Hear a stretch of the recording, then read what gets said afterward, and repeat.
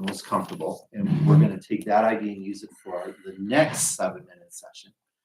So here, I'm going to have you start the timer here in just a second. So once you have a conflict, and the more you can narrow it down, it looks like we've all got pretty good narrowed down conflicts that we came up with. The next thing you have to ask yourself is, what are the characters that would play out that conflict? So who's your main character going to be? And why would they have that different view? So in my case, for example, if I went with the brother versus brother, on which they have disagreement over the town's future, I have to ask myself, well, why does one brother want to expand and the other brother wants to remain the same? What would be their motivations for that? What kind of a person would they be? What would they look like? What would they act like? What kind of positions would they have in the community? Just sort of brainstorming anything you can about the main character of your story, or your case, I guess it would be 3 characters, or in my case, well, 2. So I think in your case, it would primarily be 1. So, you can just focus on one if you want, and I can just focus on one as well. So, all right, so should we go with that then? All right, let's do it. So that's the next step in the process. So Kieran, can you go ahead and start the timer for us? And at home, again, if you're following along, streaming along, again, pick one of the conflicts that you wrote down in the last 7-minute session. And for this 7 minutes, ask yourself, what character would play out that conflict?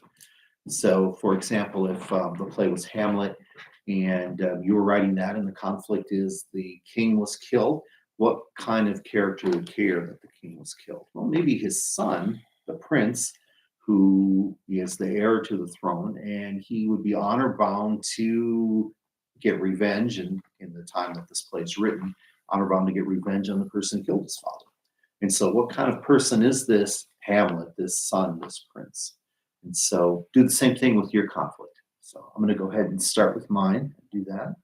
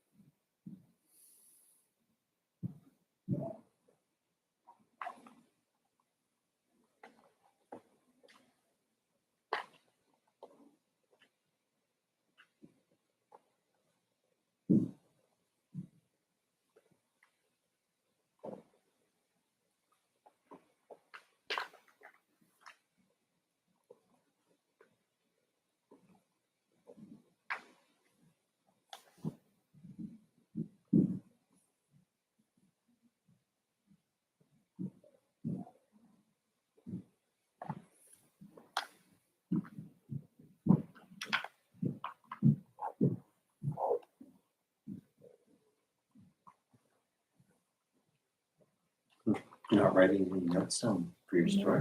I'm just trying to make sure it doesn't go offline again. So we have to have two pieces to it.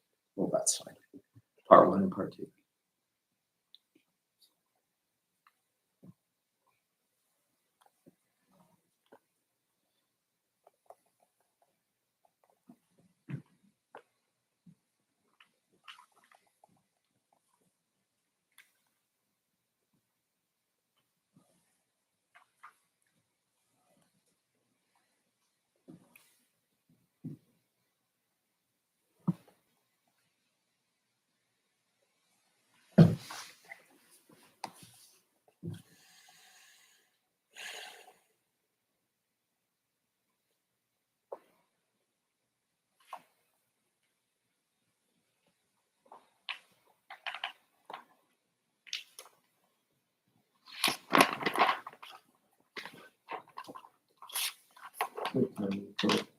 Time's up. All right. Thanks, Kieran. All right. So who'd like to share first what they have? So you went first last time. So I mean, you have time to share. Yeah. I went with the bucket list of things that someone might want to rectify in their life. And I wrote down, well, I have a list of 6 things. You know, you could go with old romances where they had a cruel breakup, or they cheated somebody in business and kept some money. They could have lied about something that damaged someone's reputation. They could have told somebody that something they did was not good, when in fact it was, which is another lie.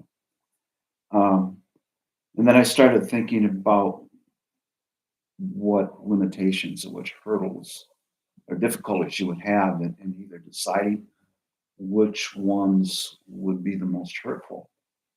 You know, you might have broken up with a woman, or in my case, a woman, and you could have said something that would have been very damaging to them in the future.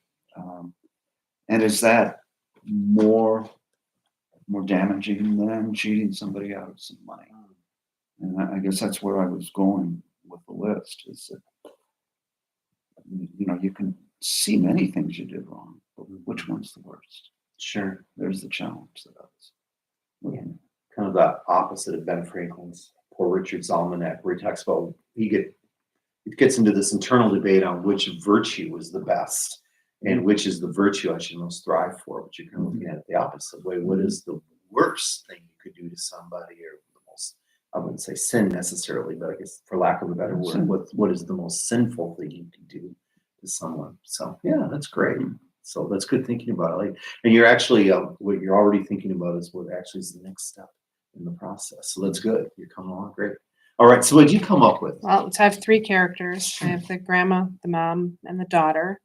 And grandma, back in 20s, I think it was, 20s, where she falls for a guy that it turned into when they all got married, or when they all met the loves of their life. That's basically what it turned into. But falls for a Christian Scientist, and she wants to be a nurse, and those two do not mix. So their compromise, their big compromise, was she would give up being a nurse, and he would give up religion, all religion. And so they brought their lives together as not having any of that. And then, she was a very strong woman, somebody that, first in the neighborhood to drive car, she wore tennis shoes to school functions when everybody else was wearing heels, and, very, very willful woman, very willful and bold. The daughter, she got pregnant at a young age, senior in high school. Um, Playboy from the big man on campus, the big guy that she, falls for. And then their compromise is they give up any college. And now this is mainly in the 70s, 60, no, it's 60s. And the big man on campus, comes from a college. His father was a professor, and he has to give that up to become a father and work 3 jobs. And so it kind of came down to I have 3 compromises. So they all compromise. So her compromise is she, follows him into, takes care of the kids, and he works, and so that whole thing. And then they raise the kids. And then the daughter, and they're all 3 very willful women, Mhm. very, very strong women. And the daughter falls for a Navy officer, and he ships out 3 weeks after they find out they're pregnant with their first child. And so when he comes back into port 9 months later, 6, 9 months, whatever, comes back into port, her big compromise is she leaves her home in Wisconsin to follow him around all the states. Wow. And so basically all 3, which I didn't ever realize, all gave up what, not really, they compromised Mhm. and went into what to raise the kids. Well, Yeah. yeah. So kind of a, Yeah, I love all the It parallels kinda- that you're working with there. well, Yeah. it kind of, within the 7 minutes brought it all together. And I kept saying compromise. So Yeah, it's and very the interesting. compromises they're making are actually, like your piece, point to the next step in the process of what you Mhm. want to think about. So, and you probably have already started thinking about that as well. So, in any story that you have, so we've got a conflict, we got a main character who's experiencing this conflict. The point of the story is the main character has to somehow solve this conflict, right? That's sort of the plot of your story. Mhm. But obviously, stories are way more complicated than that and more sophisticated than that. Usually, what stories have in them are an internal conflict. And this is the one thing I think you both are pointing at, especially with the compromises, where the main character has some internal conflict that prevents them from being able to solve the main conflict. The really bad example I'm using, but it's crystal clear once you hear the bad example, is in Indiana Jones. Indiana Jones, if you recall from the movies, hates snakes. He's fearful of them, afraid of them, not afraid of anything else in the world, but snakes, they scare the heck out of him. And in one of the movies, the only way he can solve the problem of getting where he needs to get to is he's got to go through these snakes. Right. Dive right in the pit. Right, he dives right into the pit. So, I mean, that's a small little element of it. Obviously, in a more sophisticated story than Indiana Jones, which isn't just action adventure, but it's more literary oriented, which seems to be what you guys are looking at writing, and what I'm looking at writing here. You would have that internal conflict play out throughout the whole story. So, the next thing you would do for the next 7 minutes then is work with their internal conflict that they have. What is their internal conflict that would prevent them from solving the problem? So, for example, in my case, the main conflict they have is the characters have different views on how the town should expand. And so they have lots of conflict between them. So the big question is, what internal conflict would prevent my main character from being able to achieve his goal of changing the town to get it to expand? Or for my other character, what internal conflict prevents him from being able to stop his brother from changing the town so that we can stay the way it is? I know I didn't go over my answers, but what time do we have? I want to make sure we have enough. 6:45. Okay, so we got probably just enough time to do that, or do you want to skip that one and do the next one that I've got for you? I think I'm Yeah. solidified in my internal conflict, Yeah. because it's, giving up. Is it really giving up who you are? No, Right. it's just it's an evolution into something different. But- Absolutely. So Or do So- people have questions? Right. Oh, yeah, and you always have self-doubt. I would bet every one of those women do, like, was this the right decision to have No, I made? mean for you. Oh, Yeah. for me. We want questions for Yes. you. So Oh, like, we okay. wanna leave time. Oh, so yes, kind of yes, Beth okay. came Well, in with so- something specific, yeah. so. Yeah. I'm sorry, misunderstood. So- No. All right, so That's then the next thing you would do then the following day, the next 7 minutes, is you would think about the character arc. So your character's gonna probably grow in your story, develop and change. That's really clear with your characters, and I think so with yours too. Although it's maybe not fleshed out yet, but that's what you would probably do in the next outline session. So you would say, well, if my character has this internal conflict, what do they need to do to overcome that? So if it's, for example, if one of my brothers, the one who wants the town to stay the same, and he's a sort of a working class guy who stayed in town his whole life, and he's up against his brother, this slick guy who moved to California, became rich, and now comes back and wants to change everything. So my brother who stayed in town, what he lacks maybe self confidence or belief that he himself could ever outsmart his brother or outthink him or convince the townspeople that we should do the way we should keep everything the same and not change things. Because his brother's got great arguments and is right silver tongue and fast in his brain and can overcome any kind of problem.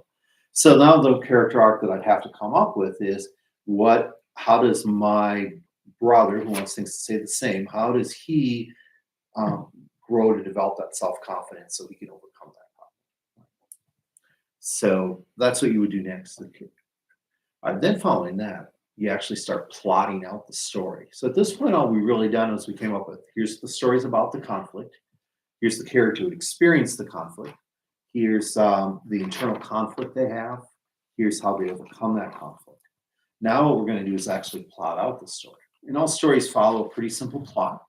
There are obviously not, this is a Western civil tradition, I should say. I should do that if you were reading literature from, India, ancient Mesopotamian texts, Egyptian, myths, Chinese literature that before Western contact, Japanese literature before Western contact. Obviously, they've got different storytelling techniques. But most of their stories as well sort of follow the same kind of a format. But Western civilization and our Western tradition, going all the way back to the Greeks and even to Hebrew storytelling in the Bible, follows a simple format. You first have to have an introduction or a hook. Academics call it an inciting incident, where something happens that upsets the status quo. And when that status quo is upset, that's what sets the conflict in nature. So in your case, what would occur that would cause your main character to say to himself, you know what, I got to draw this bucket list in and go out and make atone for things, right? Or in your case, you've got three different characters who would have different inciting incidents because you're really telling three stories that are paralleling each other. So you'd have three different inciting incidents that you'd have to come up with, one for each character. All right, once you get the inciting incident, then you move on to the next step, which is the bulk of the story, which is the rising action. And in the rising action, the character's trying to overcome that problem. So, like, for example, the brother who wants the town to remain the same, he's going to, on, say, 3 or 4 minimum, in a short story, it'd be 3 or 4, in a novel, it maybe as many as, 8 or 9. He would go through various acts and incidents in which he tries to solve the problem, tries to fix it. But at each turn he fails. Maybe he gets a little closer to solving it, but he doesn't exactly solve it. It's kind of like you get your car stuck in a ditch and you're trying to get it out, and so you try one thing and you're able to get one tire out, but the other wheel is still ditch because it's spun around, and you haven't quite solved the problem yet. You sort of solved it. You're not quite there though yet. Sometimes there's setbacks in the story where he's actually farther away from solving it than he was in the first place. And this all leads into the climax of the story, which is very near to the end. And this is sort of the penultimate scene of your story, or the penultimate chapter in which they actually do solve the problem. So what you would do then is come up, say, one day work on the inciting incident and outline that. And the next day you would outline just in general what my rising action is going to be, and then spend the next 3 or 4 days outlining each element of the inside of the rising action, and then ultimately come up with the climax. Maybe spend a couple days on that, and then the last part you have is sort of the end, the falling action, the closing of the story. That's like in a Scooby-Doo story. After they unmask the criminal, that's the climax, right? And at the end, they always get the guy to explain why he did it. And, he has this famous line, "I would have got away with it too, those kids and the dog," right? Mhm. So it's a very short scene, but it sort of ties up everything in your story that's happening, going on, and shows there's a happy ending to it all, right? So you would then maybe spend a day working on that closing action outline. Now, as you're doing that outlining, you're full well knowing that maybe later in the story, as you start writing it, you realize you're going in the wrong direction totally, and you need to change this. So you might go back again. It's incurvated. You're drafting, you stop, you go back, and you rework the outline, and then you keep proceeding forward like that.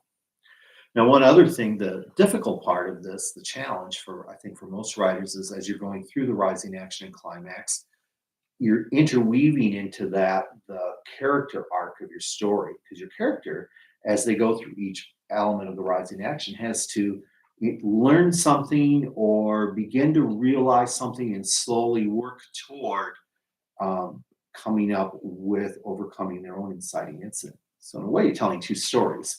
You've got the big story, the main story, and then you've got the internal conflict that's going on. And then once you do that outlining, that might take 2 or 3 weeks to do, actually. If you're only spending 7 minutes a day doing it, spend a whole afternoon or several 7-minute segments, right? Then you might get it done in an afternoon. But most people, if you only got a limited amount of time, you just keep working at pacing it. And then you would from there go on to draft. You would actually go back to your outline and say, here's my inciting incident. You would just start writing it and working it and keep pushing through the draft. Different writers have different approaches to it. I recommend just push through the draft and don't worry about it being great or bad. You can go back and fix it later. So then you get to the next step, maybe a couple of months later, maybe 6 months later, depending on how long the story is. And when you say, okay, now I got to go back and revise, and you're not just looking for typos, but you're looking at here's plot holes, I didn't quite get my character arc developed right. And you may end up rewriting whole scenes. You may just be actually doing nothing but fixing typos in a certain scene. Another scene, you might rewrite half of it, right? You don't know where you're going to be. The one thing that I want to emphasize in this whole process is you're not creating a cookie cutter story, which is, I wrote this story over here and I'm just going to copy it and change the character's name and the setting, right? And do something a little different. You're just following a process. And in that process, you're looking at the very core elements of the story and then using your own creativity to outline those ideas and then draft them. And you can see just using this process, all of us came up with 3 very different stories. I mean, I've got a very straightforward kind of a novel conflict between 2 characters, bam, bam, bam. You've got really an episodic novel, sort of like Huckleberry Finn, where the characters are going toward one goal, but they're going through a specific episode, each item in the bucket list. And you've got a very sophisticated story, which is really 3 parallel stories working with each other and that over time. So you can come up with dramatically different stories, right, just by using the same process. There you go. But the whole idea of the process is it gets you to focus and keeps you moving forward toward your end goal, which is ultimately is to publish your book, which is self-publishing. And that's a different book that I have in the system here. So that's this book right here. Yeah. So we'll do that a different day. So if you're interested, anybody's out there, you can just go ahead and pick up this book. It's available online. You can order it through the bookstore if you want, or come on down to the bookstore. They'll get you a copy if they don't have one on hand. And this just goes through the entire process that we were doing right here, and takes you to the end of your story, and just very briefly touches on things like self-publishing. So we have some time for questions. Does anybody have any questions or thoughts? My first question is, are you going to do this again? We could, yeah, we could actually. I was thinking the next one would probably be something like on self-publishing. Yeah, that'd be great. How do you go through that? What are the steps in self-publishing? Because I approach self-publishing the same way. once I finish a book, once I write it using this sort of methodology, then the last stage, of course, is the final copy, which is the self-publishing stage. And there I have a very definite number of steps. It's easier actually to do that more on an assembly line, because you've got to do this first and then do that and then do this. And if you don't do this, you can't do that next step kind of an approach. And then probably after that, marketing, because a lot of writers don't think about marketing. They just think if they write it and put it out there, right, they're gonna Everybody rich. will read it. Yeah, but what was the note? 450,000. 400. I think it was an astronomical number. Like 450,000 books a day are published across the world. So I mean, the chances of your one book being seen are very low, unless you go out and promote it. And most writers don't like to do promotions. They don't like to do marketing. That seems very, very fake and false and anti-creative. But actually, it's part of the business. No matter if you self-publish or get a big publishing house to do it for you, you're always constantly pushing your books out. And then the other book in the series we have is Mastering the Craft of Writing, in which this is actually probably should come before the self-publishing, because it's about how to edit your piece. So you go back and as you're revising, what are things you should look for in terms of style, basic grammar, that kind of stuff. So the steps that you were talking Yeah. about are from the 7 Minutes a Day to Your Bestseller. Right, yeah. And this book is aimed at, it is for fiction writers. The other books in the series work for anything that you write, nonfiction or whatever. I've often been asked to write a nonfiction version of this book, but I haven't actually gotten around to it. It's one of about 2,000 book ideas I have. So one day I'll get to it. Does it have a tip on how to motivate someone else to write? Oh, yeah. That's what this is. Yeah, that's really good. Yeah. So this is the So be- process, Yeah. the focus. So if you need motivation, I have these online for free, not the book, but all the different articles that went into this are at my website and my blog, and you can go through there and page through it. But this is just sort of a series of affirmations, kind of like instead of affirming your own self-worth, you affirm the self-worth of your writing, sort of the theme of the book.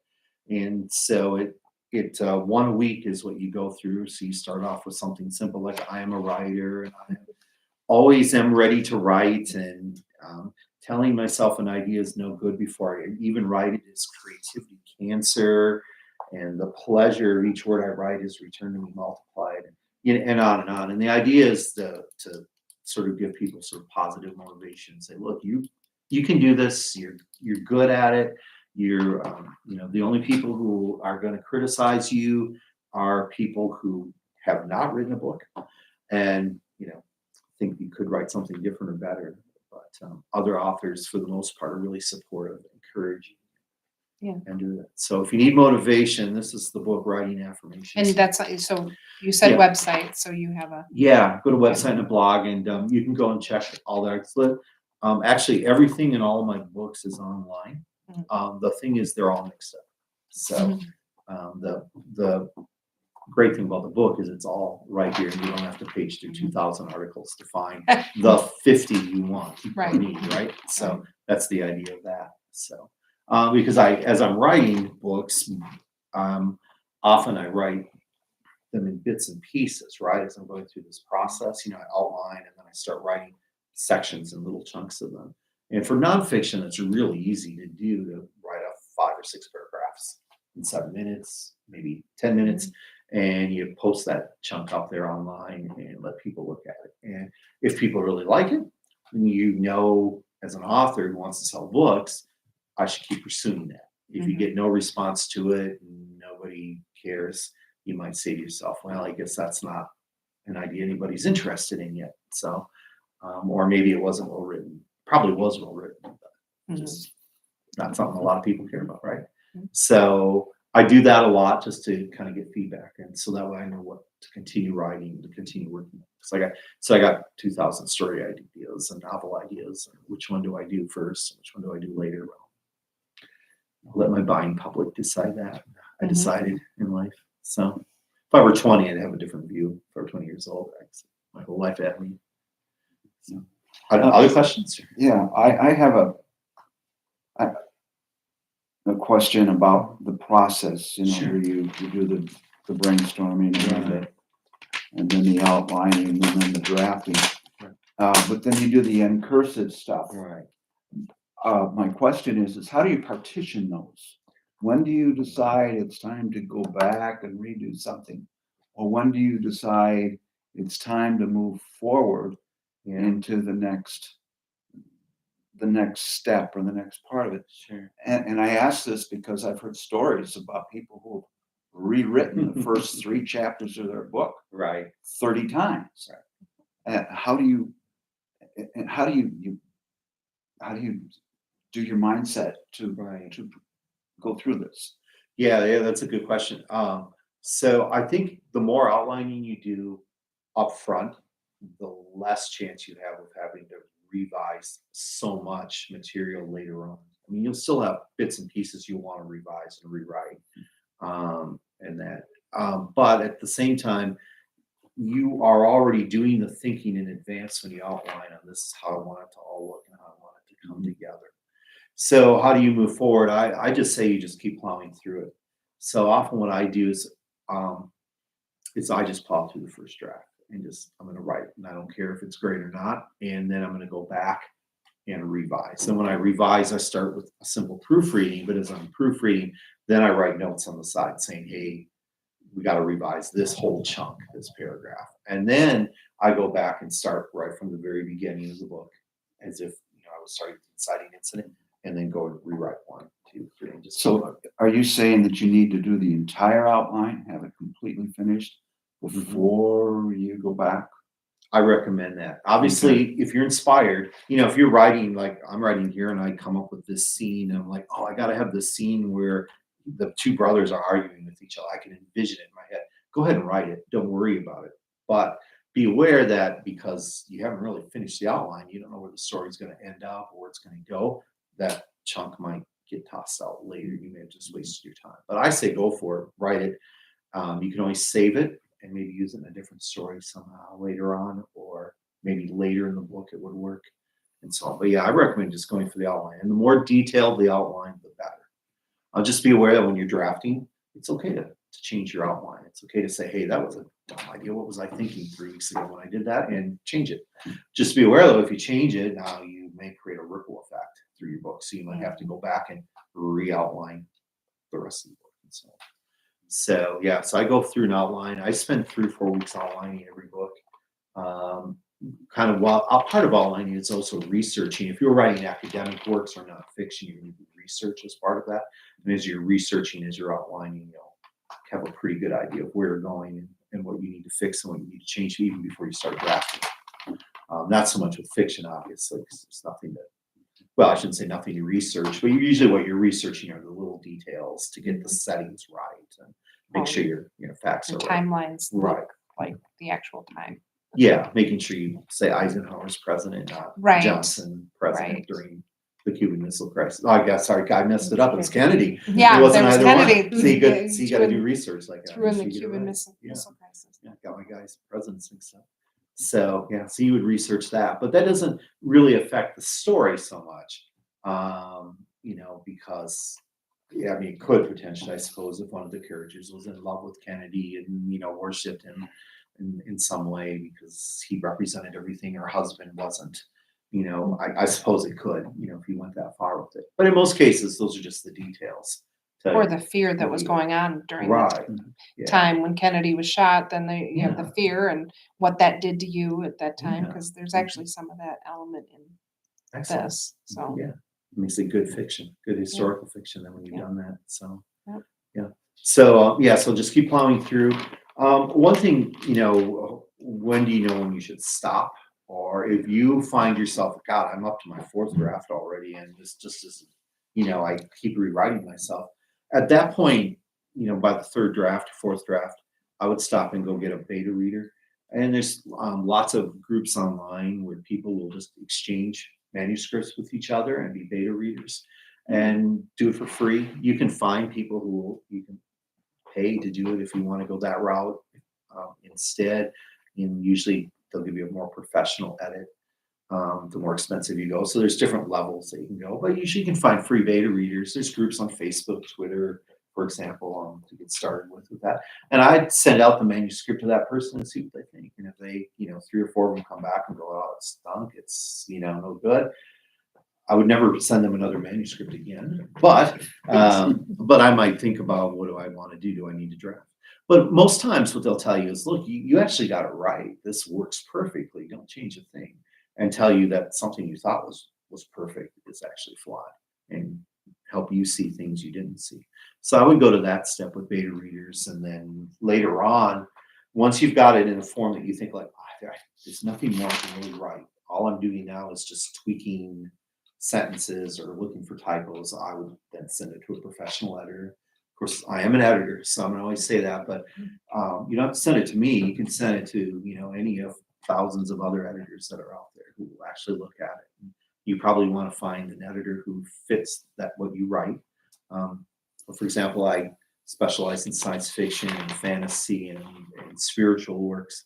I don't really do much romances, for people at all. So if somebody sent me a romance and I was busy, I would tell them, hey, go to one of these 3 or 4 editors instead. Yeah. But almost nobody edits Westerns anymore, and I still do. So when a guy comes to me with a Western, even if I'm busy, I'll say I'll take it, because I know you're not going to find another editor who's, out there and can do it for you. But yeah, I can go that professional route too, then eventually. And then you'll really know when the professional editor comes back and says, yeah, this is going to work or it's not going to work. So anyway. Wonderful. Yeah. Well, I'm sure in the weeks ahead, probably not January, but maybe later in February or in the spring, we can go on to the next stage and we can look at like self-publishing as a step, and then ultimately promoting maybe when we get into summer or fall and see where we're at with that. So. Perfect. Well, hey, I want to thank everybody for coming and taking the time to work, and I hope you guys follow through on your ideas there. Got a couple of really good ones there. That'd be great books to read. And go spend 7 minutes a day working on them. And the same at home, if you're out there listening, go ahead and take your great ideas that you have and start working 7 minutes each day on it and moving it forward to completion, so you can have a published book that we can sell here in Dragon Tail Books, right? Okay. All right. Thanks. Thank you. Thank you. Yeah, absolutely. Awesome. I will take these treasures home to my husband. Sure.